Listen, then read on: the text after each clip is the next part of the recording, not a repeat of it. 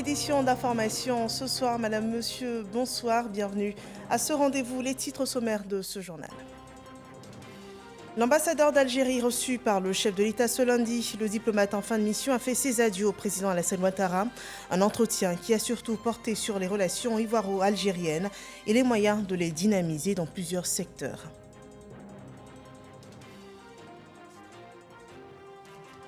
Rentrée des classes sur l'ensemble du territoire ivoirien. Plus de 7 millions d'élèves ont repris ce lundi le chemin de l'école en Côte d'Ivoire pour entamer la rentrée scolaire, l'année scolaire 2022-2023 qui est placée sous le thème « Soyons des citoyens responsables pour une école de qualité ». Le Premier ministre lançait ce matin la distribution de plus de 5 650 000 kits scolaires sur le territoire. Et puis au Royaume-Uni, le cercueil de la souveraine Elisabeth II exposé à Édimbourg ce matin. Les Britanniques ont pu se recueillir sur sa dépouille à la cathédrale Saint-Gilles d'Édimbourg au premier jour d'une semaine d'adieu à la défunte souveraine. Nous en parlons dans ce journal.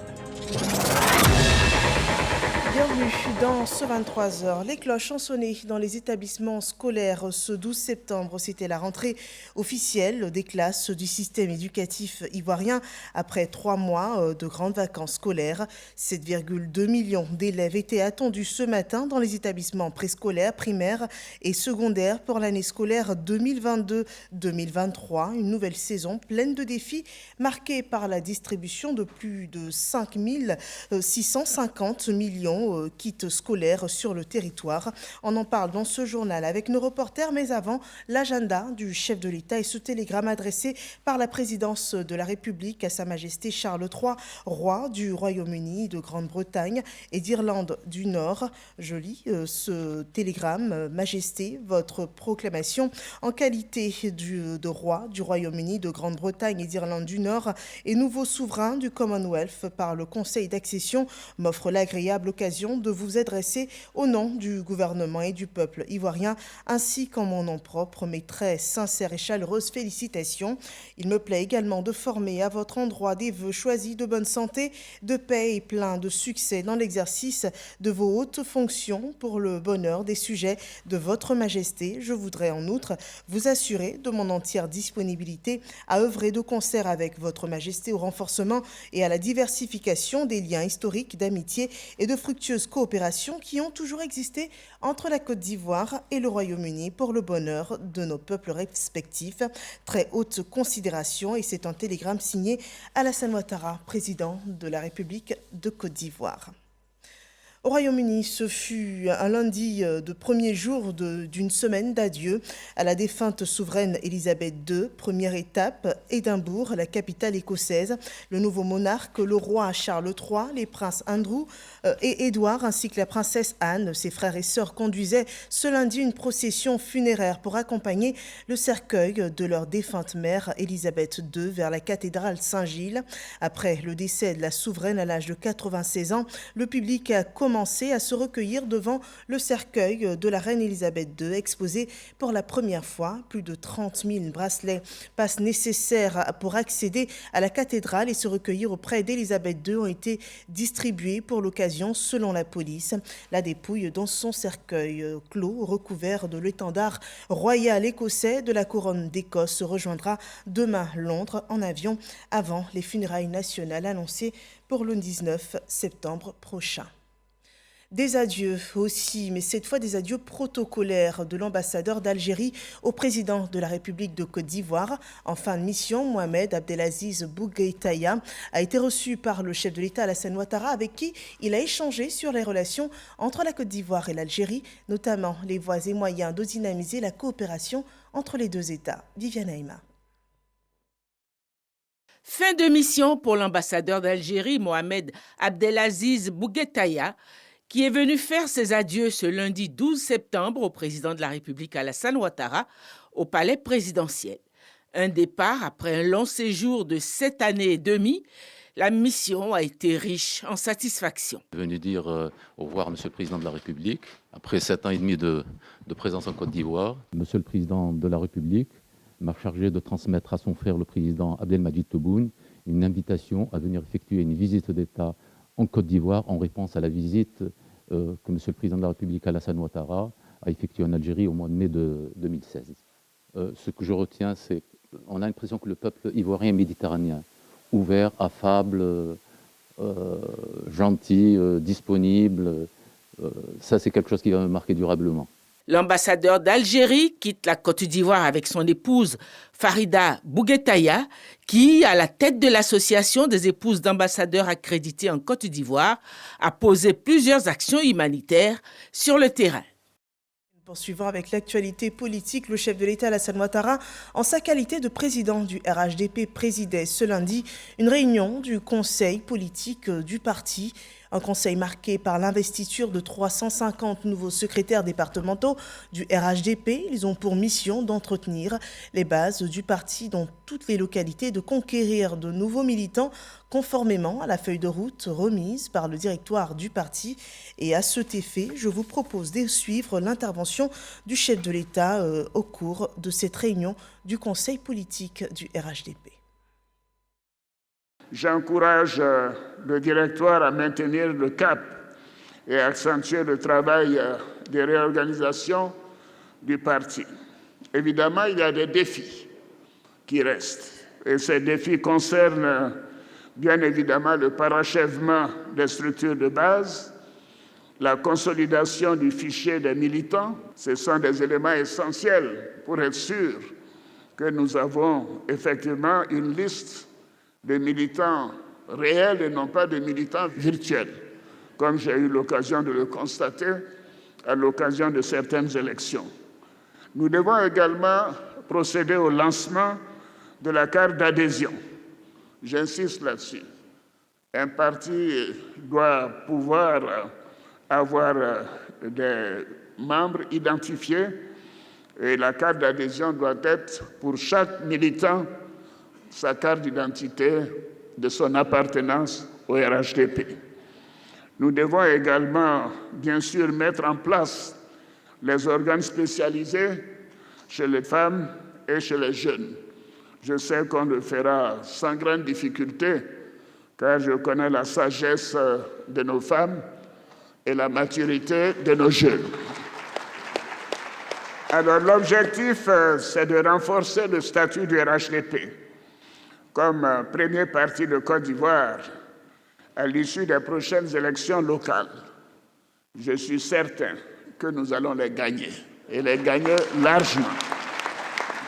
Et le RHDP doit rester un modèle d'ouverture, de tolérance, de paix et de démocratie pour la nation ivoirienne. Pour ma part, en tant que président du parti, en tant que président de la République, je voudrais vous assurer que je reste pleinement engagé afin que notre pays maintienne sa trajectoire de paix, dans la sécurité, dans la stabilité et pour le développement. Voilà, c'était l'intervention du chef de l'État Alassane Ouattara à l'occasion de la réunion du conseil politique du RHDP, réunion tenue ce jour. Les grandes vacances scolaires sont officiellement terminées. Les établissements préscolaires, primaires et secondaires ont rouvert leurs portes pour l'année scolaire 2022-2023. Une année pleine de défis, de nouvelles mesures, dont le baromètre des moyennes pour relever le niveau des élèves. Et ce matin, la ministre de l'Éducation et le chef du gouvernement étaient au lycée Djedji Amondi des 220 logements dans la commune d'Adjamé. Parents d'élèves et enseignants ont été exhortés à plus d'implication et d'engagement dans l'encadrement des enfants. Le compte-rendu d'Alexis Ouedraogo. Pour la rentrée scolaire 2022-2023, c'est le lycée Djedji Amondi des 220 logements à Adjamé qui abrite la cérémonie marquant la rentrée des classes. Et pour ce premier jour, le chef du gouvernement, ancien élève de l'établissement, est venu s'assurer du bon déroulement des choses. Patrick Hachi échange et ne se prive pas de prodiguer des conseils aux plus jeunes qui en prennent bonne note. Le Premier ministre nous a donné plein de conseils. Il a dit qu'étant jeunes déjà, nous devons nous mettre au travail. On est venu ici, on est venu à l'école, c'est pour apprendre. En ce qui concerne nous, les enseignants, il nous a demandé d'être un peu plus consciencieux en ce qui concerne le travail, suivre les enfants, ne pas les amener à ne pas aimer une matière.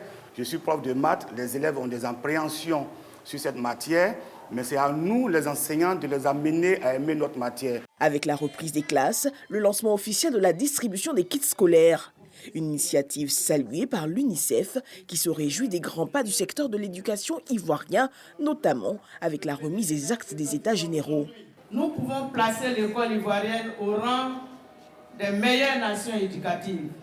Les États généraux de l'éducation nationale et de l'alphabétisation ont montré que nous sommes sur la bonne voie.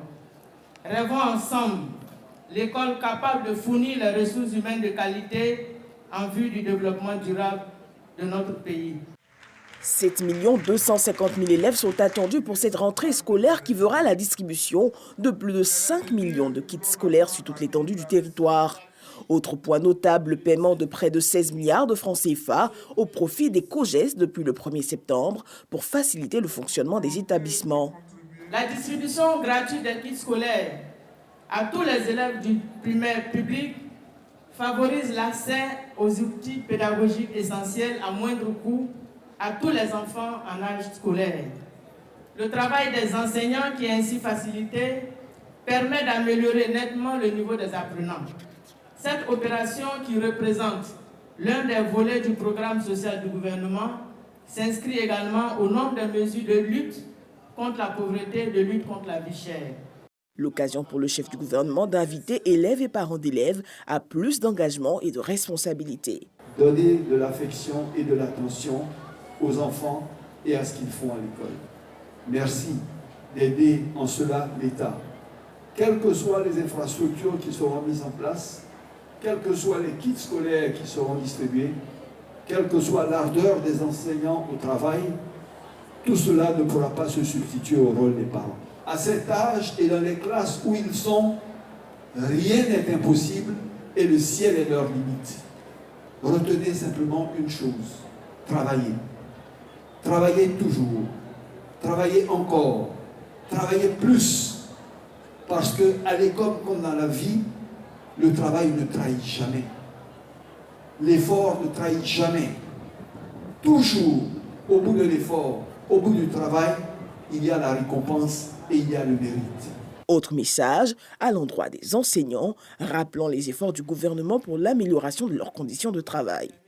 C'est l'enseignant qui transforme quelquefois un élève, qui le motive pour lui permettre de donner le meilleur de lui-même, ou qui lui fait peur à jamais et l'amène à ne plus aimer une matière. Et cela le suit pour le reste de son parcours. Votre rôle est éminemment important, non seulement dans le contenu de ce que vous délivrez, mais dans la façon dont vous le délivrez. Notons que de 2011 à 2022, plus de 34 millions de kits scolaires ont été distribués pour accompagner les élèves en Côte d'Ivoire.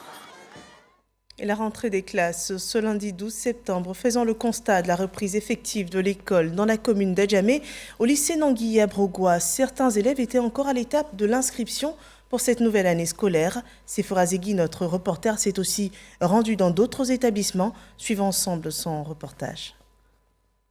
Ce lundi 12 septembre, 6,7 millions d'élèves reprennent le chemin de l'école après 3 mois de pause. Il est 7h50 quand nous arrivons à Adjamé. Ces élèves du primaire sont visiblement heureux de reprendre pour certains le chemin de l'école. C'est accompagnés de leur mère qu'ils font leur entrée à l'école primaire publique des 220 logements. Au milieu de ce beau monde, cette mère se renseigne. Elle était dans quelle école? À la rentrée, d'accord. Dans cet établissement, rien n'est prêt. C'est ce matin que les parents recevront la liste des fournitures scolaires. Les élèves sont en classe sans leurs instituteurs.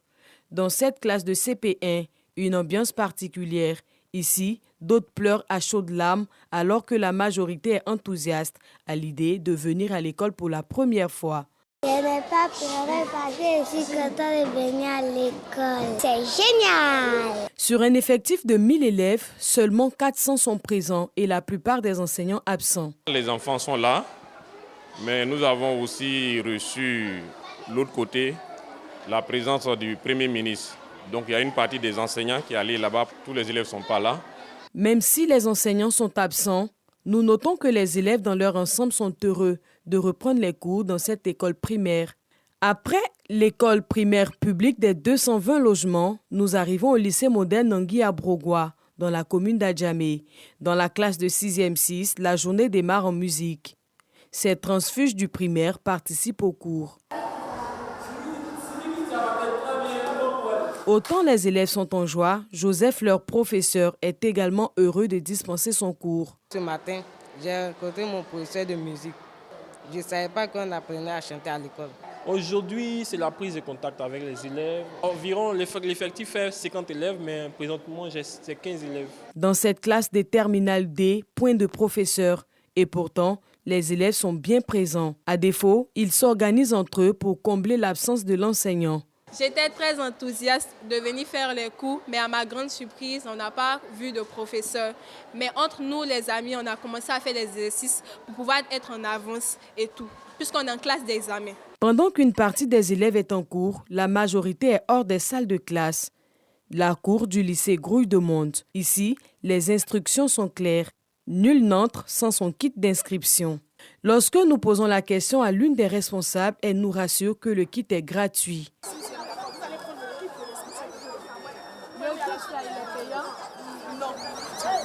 Nous nous dirigeons dans l'une des salles d'inscription. Ici, un parent nous confirme que le kit est payable à 500 francs CFA à l'entrée de l'établissement. Bon, c'est payant.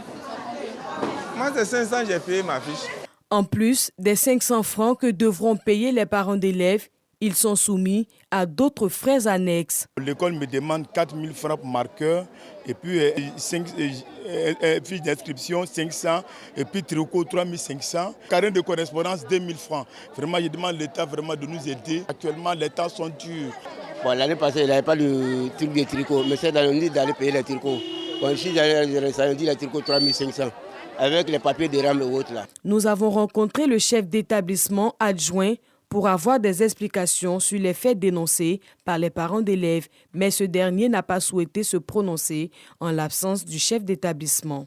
Pourtant, le gouvernement a annoncé la suppression depuis janvier 2021 des frais COGES et autres frais annexes imposés dans les établissements. Mariatou Kone, lors de la grande réunion de rentrée scolaire, est revenue sur la question. Les acquis doivent être confortés par les mesures prises par le gouvernement afin d'alléger les charges des parents. On peut citer le paiement intégral le 1er septembre 2022 de la somme de 16 731 935 329 francs CFA au profit des différents COGES. Je vous informe que depuis quelques jours, les COGES ont perçu ce qui leur revient. Nous notons dans l'ensemble que pour ce premier jour de rentrée des classes, les cours ont effectivement repris. Les parents retardataires auront jusqu'en fin de semaine pour inscrire leurs enfants. Voilà, inscription, équipement scolaire à acquérir, prise de contact dans les classes, révision ou encore début des cours constatés dans certaines classes ou certains établissements. Voilà qui résume ce premier jour de rentrée scolaire. Et ce jour de rentrée a été aussi respecté dans tout le pays, suivant le constat dans quelques établissements à San Pedro. Et c'est avec notre correspondant Sam Kona. Dans les établissements primaires de la ville de San Pedro, quelques élèves sont présents, ainsi que le personnel enseignant, comme au groupe scolaire LAC 1. Ici, les cours ont débuté dans les classes de CM2. Comme c'est le premier jour, nous avons commencé à faire des petits exercices, une petite révision. Nous avons effectivement commencé. Pour aller en 6e, on doit se préparer dès le premier jour de la rentrée scolaire. Les parents d'élèves venus inscrire leurs enfants se réjouissent de la suppression des frais COGES. Cette année, ils n'ont pas demandé de COGES. En tout cas, tout s'est bien passé par la grâce de Dieu.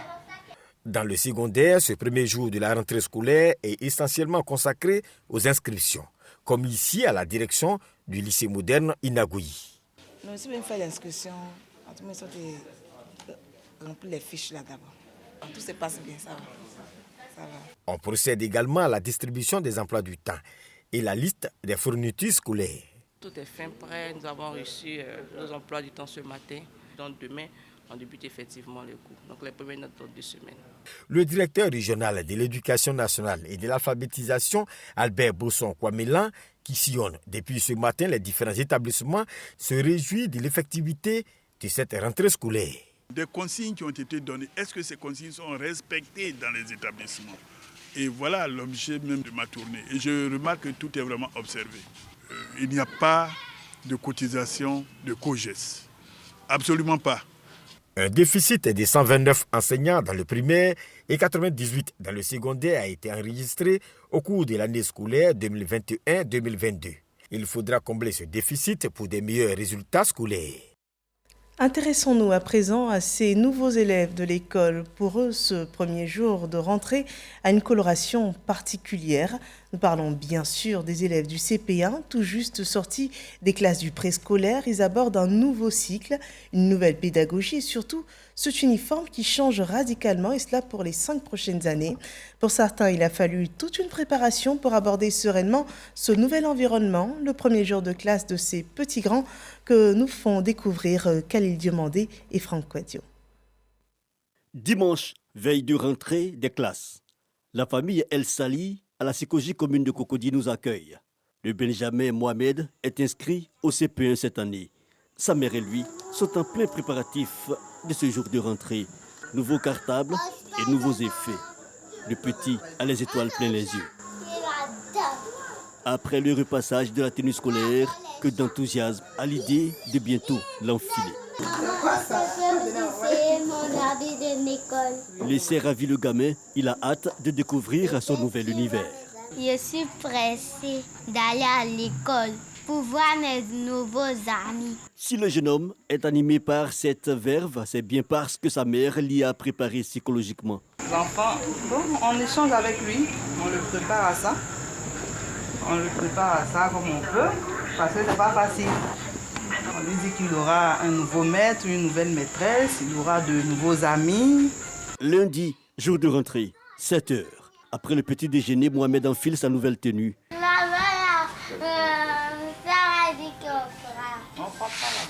Mohamed et sa mère empruntent le chemin de l'école.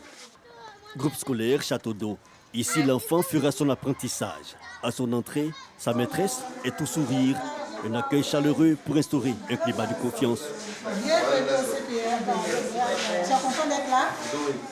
Après les civilités, Mohamed regagne sa place. À côté, Noémie, sa nouvelle voisine. Il affiche sa joie. Je suis contente d'être là et j'ai rencontré une nouvelle camarade. L'entrain du tout petit ne dure que le temps d'un feu de paille. Sa mère demande à se retirer. Joie interrompue. La détresse des nouveaux élèves, une habitude pour la maîtresse et elle a les outils pour y faire face. Elle se donne cependant du mal à redonner le sourire à l'enfant. 7h45, place au salut aux couleurs. Notre sujet découvre pour sa toute première fois cet exercice. À l'issue de l'hymne national, les élèves regagnent leur classe. Ainsi débute le premier jour de classe de Mohamed. Il est midi. Nous retrouvons le petit, le visage pétillant. Et il nous raconte cette première expérience. Le premier jour est bien passé. On a travaillé bien. La classe de CP1, un mystère pour tous les enfants. Une nouvelle vie où peur et allégresse s'entremêlent. Au final, il faut juste établir un climat de confiance et le tour est joué. L'année scolaire 2022-2023 est bien lancée pour le petit Mohamed. Voilà, premier jour de classe au CP1 et également premier jour de classe pour tous les élèves de Côte d'Ivoire. Nous souhaitons une belle rentrée à tous les élèves et également une belle année scolaire à tous. L'opération d'enregistrement des nouveaux impactés du projet de construction du métro d'Abidjan a commencé ce lundi dans les locaux du comité de suivi du plan d'action pour la réalisation. Et c'est dans la commune du Plateau. Et les responsables de ce comité de suivi promettent d'apporter des réponses aux préoccupations des riverains concernés par ces travaux pour le développement de la Côte d'Ivoire. Plus de détails sur cette opération avec Dangui Dangui. De nouvelles personnes impactées par le projet de construction du métro d'Abidjan, une trentaine selon leur porte-parole, dans l'attente de se faire enregistrer en vue d'une éventuelle indemnisation. Débutée ce lundi matin, l'opération d'enregistrement de ces nouveaux impactés se déroule dans le calme. Le délai pour la libération des emprises, par contre, soulève quelques inquiétudes. Aujourd'hui, nous sommes le 12 septembre. Je n'ai pas pu inscrire mes enfants. Parce que nous sommes sommés de partir de chez nous le 30 septembre. Donc j'attends d'avoir ce qui me revient de droit, qu'on me remette ça. Comme ça, si je dois aller chercher une maison, soit à Bobo ou bien à Yopougon, enfin n'importe où, que je puisse partir avec mes petits-enfants. Des inquiétudes que promet de prendre en charge le comité de suivi du plan d'action pour la réinstallation. C'est la rentrée, c'est vrai, mais ce sont des opérations qui ont commencé depuis très longtemps. Donc, à notre avis, des dispositions auraient dû être prises déjà en ce qui concerne la rentrée. Mais nous sommes ouverts donc, à trouver des solutions avec le ministère de l'Éducation nationale pour qu'en priorité, les enfants déplacés puissent être recasés rapidement. Mais comment le projet de construction du métro d'Abidjan a-t-il pu impacter de nouveaux riverains? Les études du tracé du métro, de la circulation du métro, ce sont des études très difficiles. Qui n'ont pas pu être achevées jusqu'à maintenant. Et donc, au fur et à mesure que les études rencontrent des difficultés, il peut y avoir des modifications. Le métro d'Abidjan entre en service en 2025 pour en améliorer la mobilité, la fluidité du trafic urbain en transportant 540 000 passagers jour selon les prévisions. À présent, le point sur la situation du coronavirus en Côte d'Ivoire.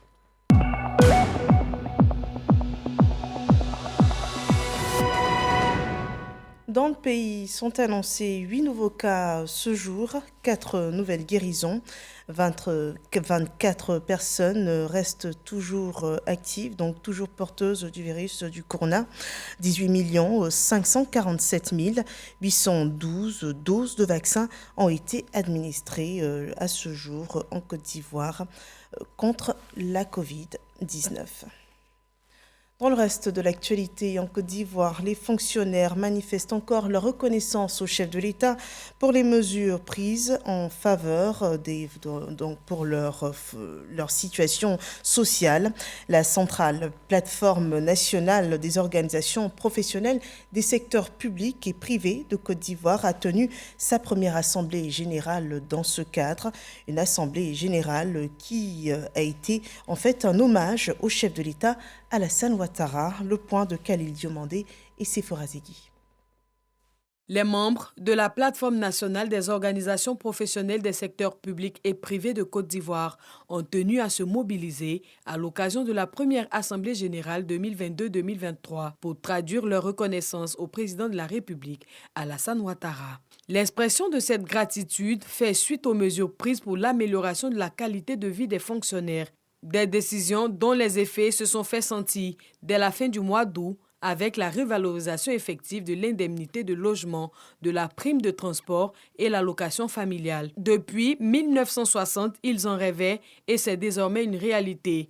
Ils percevront en janvier 2023 une prime exceptionnelle de fin d'année. Ils n'ont qu'un mot au bout des lèvres. Merci. Je remercie le président de la République, même Alassane Ouattara, vraiment que Dieu le bénisse, parce que chaque année, le mois de décembre, nous les fonctionnaires, vraiment nous souffrons beaucoup. Cette prime exceptionnelle va nous faire passer le mois de janvier aisément. Les allocations familiales ont été améliorées du simple au triple. Les indemnités de transport ont été également améliorées. En tant que syndicalistes, nous devons être reconnaissants. Pour le président de la plateforme, pas question de dormir sur les lauriers, car beaucoup reste à faire, surtout au niveau des retraités et des employés du secteur privé. Aux membres du secteur privé, nous les rassurons que le SMIC est en train d'être discuté, va être revalorisé d'ici le mois de décembre. Ensuite, ils sont concernés par la réforme de l'impôt.